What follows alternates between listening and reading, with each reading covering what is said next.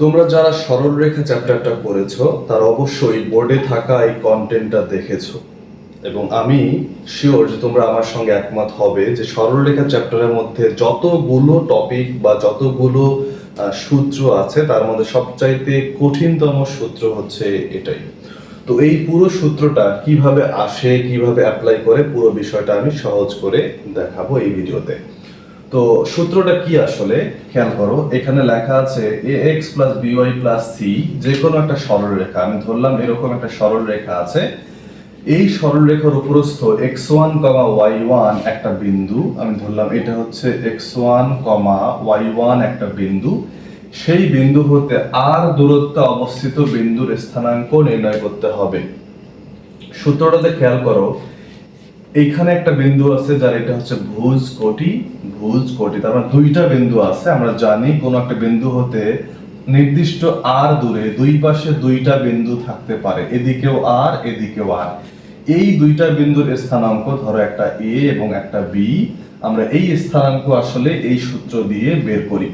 এই সূত্রটা কিভাবে আসলো সেটা আমি একটু পরে দেখাবো, আগে দেখাই যে এই সূত্রটা কিভাবে অ্যাপ্লাই করতে হয়। মনে করো আমাকে একটা ইকুয়েশন দেওয়া হলো 3x plus 4y minus 14 is equal two 0। এই সরলরেখার 2, 2 বিন্দু হতে 5 একক দূরে দুইটা বিন্দুর স্থানাঙ্ক বের করো। তাহলে আমরা এই সূত্রটা কিভাবে অ্যাপ্লাই করতে পারি? প্রথমত এই ইকুয়েশনটাকে এই ইকুয়েশনের সঙ্গে কম্পেয়ার করতে হবে। তাহলে আমি a ইজ ইকুয়াল টু পাবো 3, b ইজ ইকুয়াল টু পাবো 4 এবং c ইজ ইকুয়াল টু পাবো হচ্ছে -14। এই সূত্রটা যখন আমি অ্যাপ্লাই করব, খেয়াল করো সবগুলো জায়গাতেই root over square plus b square আছে, সেটা আমি ছোট করে আগে বের করে রাখবো। স্কয়ার প্লাস বি স্কয়ার মানে কি? Root over 3 square plus 4 square is equal to 5। এইটা আমার সব জায়গাতেই লাগবে। এখন খেয়াল করো আমি কিভাবে সূত্রটা অ্যাপ্লাই করব। x1 y1, তাহলে x1 y1 কোনটা আমরা জানি, এইটা হচ্ছে x1, এটা হচ্ছে y1 এবং এটা হচ্ছে আমার r।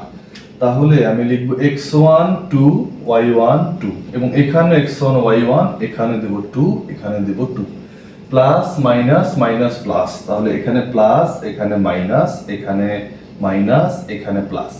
যদিও প্লাস মাইনাস নিয়ে আমি একটু বিস্তারিত কথা বলবো, আপাতত সূত্রটা যেভাবে আছে আমরা অ্যাপ্লাই করে দেখাই।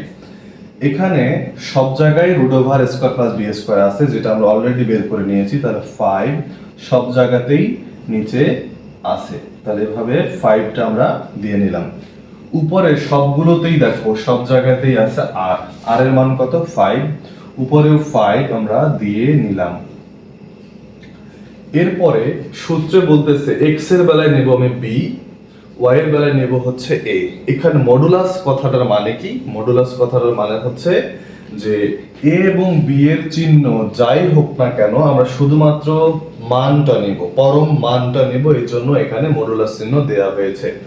তাহলে আমি x এর বেলায় নিব b, b বলতে 4, এখানে 4, এখানে 4, আর y এর বেলায় নিব হচ্ছে a অর্থাৎ 3, 3। তাহলে 5, 5 যদি কাটা দেওয়া যায় তাহলে ফাইনালি আমি স্থানাঙ্ক কি পাবো? 2 প্লাস 4 মানে হচ্ছে এখানে পাবো আমি হচ্ছে 6, 2 মাইনাস 3, তার মানে হচ্ছে 2 মাইনাস 3 হচ্ছে -1 এবং এখানে পাবো 2 মাইনাস 4 অর্থাৎ -2, 2 প্লাস 3 মানে হচ্ছে 5। এই হচ্ছে দুইটা বিন্দুর স্থানাঙ্ক, একটা বের হলো 6, -1 এবং আরেকটা বের হলো -2, 5। এখন এই সূত্রটা কিভাবে অ্যাপ্লাই করতে হয় সেটা আমি দেখালাম। আমি এখন দেখাবো এই সূত্রটা কিভাবে আসে এবং মোর ইম্পর্টেন্টলি এখানে প্লাস মাইনাস মাইনাস প্লাস, এইখানে যে আমি বিস্তারিত বলতে চাইলাম সেটা আসলে কি হতে যাচ্ছে। সূত্রটা কিভাবে আসে সেটা বোঝার আগে আমরা অন্য একটা সিনারিও চিন্তা করি। মনে করো এরকম একটা সরল রেখা আছে, এই সরল রেখাটা m ঢাল বিশিষ্ট। m মানে কি? m মানে হচ্ছে tan থিটা। থিটা মানে কি? এই সরল রেখাটা x অক্ষের যে কোনো x অক্ষের সমান্তরাল যে কোনো রেখার সাথে ধনাত্মক দিকে যেই কোণ উৎপন্ন করে এই কোণটাকে বলা হচ্ছে থিটা। তাহলে এই সরলরেখাটা থিটা বিশিষ্ট, অর্থাৎ থিটার সামনে ট্যানজেন্ট নিলে হচ্ছে ঢাল, অর্থাৎ এম ঢাল বিশিষ্ট এটা একটা সরলরেখা।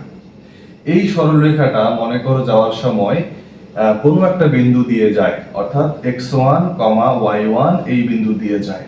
তাহলে আমরা এম ঢাল বিশিষ্ট এবং এত বিন্দুগামী সরলরেখার সমীকরণ জানি y minus y1 is equal to m x minus x1। আশা করি এই সূত্রটা সবার জানা আছে। তাহলে y minus y1 is equal to m এর জায়গায় লিখতে পারি tan theta x minus x1, y minus y1 sin theta by cos theta x minus x1। এই পর্যন্ত লেখার পর আমরা sin theta কে নিচে পাঠাই দেই, y minus y1 by sin theta x minus x1 by cos theta। এই যে দুইটা পক্ষ সৃষ্টি হলো, বাম পক্ষ সমান সমান ডান পক্ষ, অর্থাৎ এই যে অনুপাতটা, এই অনুপাতটা is equal to r, r এর সমান হয়। তাহলে এই r বলতে কি বোঝায়? r বলতে বোঝায় এই যে সরলরেখাটা আছে, অর্থাৎ আমরা তো এই সরলরেখার ইকুয়েশন লিখেছিলাম এইটা, এখানে যে ইকুয়েশনটা আছে সেটা মূলত এই সরলরেখা। এই সরলরেখার উপরস্থ যে কোনো বিন্দু, ধরো এই বিন্দুটা, এই বিন্দুর স্থানাঙ্ক হবে xy। আমি যদি এখানে একটা বিন্দু নিতাম তার স্থানাঙ্ক হতো xy, ইনফ্যাক্ট যে কোনো বিন্দুর স্থানাঙ্কই xy। এই যে কোনো বিন্দু হতে এই যে বিন্দুটা, এই দূরত্বটা হচ্ছে r। আমি যেখানে বিন্দু নিতাম সেই অনুযায়ী r হতো, সেই হচ্ছে r। তাহলে এখান থেকে আমি যদি এই পক্ষ এবং r নেই তাহলে কি লেখা যায়? y minus y1 by sin theta is equal to r। এখান থেকে আমি লিখতে পারবো y is equal to y1 plus r sin theta, এবং আমি যদি এই পক্ষ এবং r নিতাম x minus x1 by cos theta is equal to r। এখান থেকে ক্যালকুলেশন করে লেখা যাবে x1 plus r cos theta। এই যে দুইটা ইকুয়েশন পেলাম, খেয়াল করো এইখানে মূলত কি বের করা হয়েছে? x এবং y এর মান বের করা হয়েছে, অর্থাৎ এই যে বিন্দু r দূরত্বে যে বিন্দুটা আছে তার স্থানাঙ্ক বের করা হয়েছে। তার মানে কোনো একটা সরলরেখার যদি ঢাল জানা থাকে, অর্থাৎ সেখানকার যে থিটা জানা থাকে, সেই সরলরেখার উপরস্থ x1 y1 বিন্দু হতে r দূরত্বে অবস্থিত বিন্দুর স্থানাঙ্ক, এই যে ভুজ, এই যে কোটি বের করা যাবে। তাহলে যদি আমার ঢাল জানা থাকে তাহলে থিটা বের করে তাহলে এই xy অর্থাৎ r দূরত্বে অবস্থিত বিন্দুর স্থানাঙ্ক বের করা যায়। এখন কথা হচ্ছে আমাদের যে কোশ্চেনটা ছিল এখানে তো কোনো থিটা জানা ছিল না। থিটা জানা থাকলে আমরা এটা অ্যাপ্লাই করতে পারি, কিন্তু এখানে থিটা জানা নাই। তাহলে যদি ইকুয়েশন দেওয়া থাকে, সরলরেখার ইকুয়েশন দেওয়া থাকে, তাহলে আমি থিটা বের করে নিয়ে আসব। অর্থাৎ আমার যে ইকুয়েশনটা আছে ax plus by plus c is equal to 0, এখান থেকে আমি ঢাল বের করে নিয়ে আসব। তার মানে ঢাল বের করে নিয়ে আসা মানে y is equal to mx plus c এই ফরম্যাটে নিয়ে আসব, অর্থাৎ by is equal to minus ax minus c। তাহলে y is equal to minus a by bx minus c by b। so far so good। এইটা হচ্ছে আমার m এর মান, এইটা হচ্ছে আমার c এর মান। যদিও এখানে c এর কোনো কার্বন নাই, আমার দরকার হচ্ছে ঢাল, অর্থাৎ আমরা জানি m is equal to tan theta is equal to এখানে কত? minus a by b। আমরা যদি একটা সমকোণী ত্রিভুজ চিন্তা করি, থিটা কোণ বিশিষ্ট একটা সমকোণী ত্রিভুজ, তাহলে tan theta মানে কি আছে? minus a by b, অর্থাৎ লম্ব a, ভূমি হচ্ছে b। তাহলে ঢালের মান কখন নেগেটিভ আসবে? এই দুইজনকার যে কোনো একজনকে নেগেটিভ হতে হবে। ঠিক আছে, যে কোনো একজন নেগেটিভ হবে। আমার দরকার কি আসলে? sin থিটা এবং cos থিটার মান। তাহলে এখান থেকে আমি যদি sin থিটা বের করে নেই, sin থিটা মানে কি হবে? আচ্ছা, এখানে একটা জিনিস আর হলো, সেটা হচ্ছে √স্কয়ার প্লাস বি স্কয়ার। আমরা পিথাগোরাস অ্যাপ্লাই করে এই ত্রিভুজের অতিভুজের মান বের করে নিতে পারবো। তাহলে sin থিটা মানে লম্ব বাই অতিভুজ, অর্থাৎ a বাই √স্কয়ার প্লাস বি স্কয়ার, এবং cos থিটা মানে হচ্ছে b বাই √স্কয়ার প্লাস বি স্কয়ার। এখন খেয়াল করো, আমরা একটা কথা বলে রেখেছি, a এবং b এর মধ্যে যে কোনো একজন প্লাস হবে, যে কোনো একজন মাইনাস হবে, যদি আমরা m এর মান মাইনাস পেতে চাই। তাহলে এই sin থিটা এবং cos থিটার মধ্যে এইটা যদি প্লাস হয় তাহলে এইটা হবে মাইনাস, এইটা যদি মাইনাস হয় এটা হবে প্লাস। আশা করি বোঝাতে পেরেছি। তাহলে সাইন থিটা এবং কস থিটার মান আমরা এই ইকুয়েশনে বসাবো, কারণ শুধু সাইন থিটা কস থিটাটাই এখানে অজানা ছিল। আমার x1 y1 দেওয়া আছে, আমার r এর মান জানা আছে, শুধুমাত্র সাইন থিটা কস থিটাটাই অজানা ছিল। তাহলে আমি কি লিখতে পারি? আমি লিখতে পারি x x1 plus r cos theta বলতে b divided by root over square plus b square, এবং y y1 plus r a divided by root over square plus b square.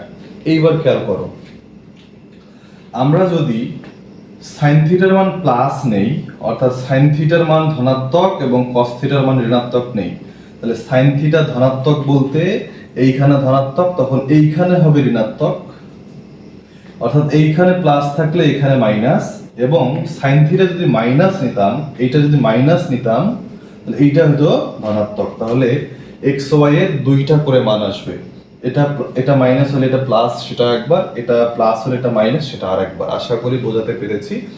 তাহলে এইভাবে দুইটা বিন্দুর স্থানাঙ্ক বের হয়। এখন আর একটু এখানে কথা বলা দরকার। এই সরলরেখায় এ এবং বি দুইজনে ছিল সমচিহ্ন বিশিষ্ট।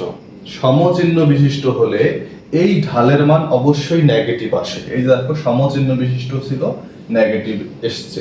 নেগেটিভ এসছে জন্যই tan থিটার মান একটা tan থিটার মান মাইনাস ছিল।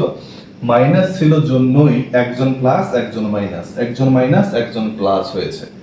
যদি এই এ এবং বি ভিন্ন চিহ্ন যুক্ত হইতো, এটা যদি ভিন্ন চিহ্ন যুক্ত হইতো তাহলে কেমন হইতো? এই ইকুয়েশনের পরে এই ইকুয়েশনটাকে লিখতে হতো plus ax plus c, b দিয়ে ভাগ করার পরে এটা প্লাস এটাও হইতো প্লাস। আশা করি বুঝতে পেরেছো।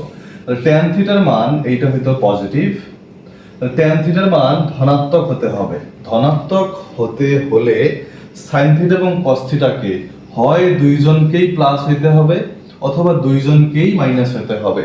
দুইটা মাইনাস হইলে অনুপাত করলে a বাই b আসবে, দুইটা প্লাস হলে অনুপাত করলে a বাই b আসবে। তার মানে একই রকম ক্যালকুলেশন যদি এই সরলরেখাটা a এবং b ভিন্ন চিহ্নের হতো, তাহলে আমি এটা প্লাস নিলে এটাও নিতাম প্লাস, এটা যদি মাইনাস নিতাম এটাও নিতাম মাইনাস। আশা করি বুঝতে পেরেছি।